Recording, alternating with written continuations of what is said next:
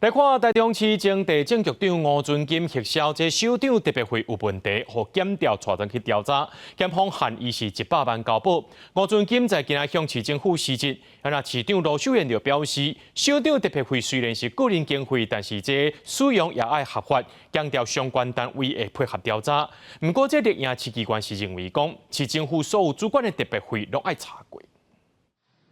台中市前地政局长吴尊金因为首长特别费使用核销不实，顶个月2遭到检调搜索。市长罗秀燕表示，吴尊金初三透早向伊提出辞呈，已经准时。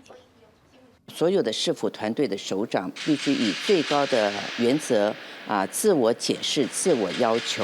那也因此他提出的辞呈，我予以同意。首长的个人费、特别费虽然是个人的经费，还是要遵守廉洁的规范，必须依法的申报、依法使用。罗秀燕也表示，所有首长拢爱以相关标准自我检视，无讨论的空间。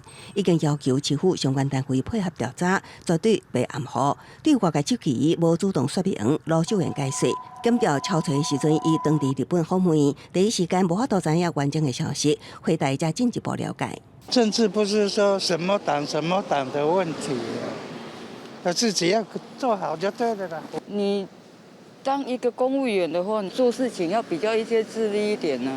台中市最近局处长定有争议，除了前公职处长张应东涉嫌对下属性骚前经科会主委刘干礼也因为请假拍德州客机网引起争议。另外，前地政局长吴尊金是特别费案方调查，正做半个月来台中市府落台第2位以及主管。吴尊金是资深公务员，除了经过4位市长，也专精土地管理甲开发利用，即马陷入特别费争议，连夜议员质疑，无定后壁也阁有。副局长也有特支费，府高层一级主管、副市长、秘书长、副秘书长全部都有特支费。有特支费的情况下，都应该做最严格的审核跟办理。议员认为，市府爱主动交代内部监督机制，搁对公务员的操守加强要求，才会当挽回市民的信心。公视新闻采访报道。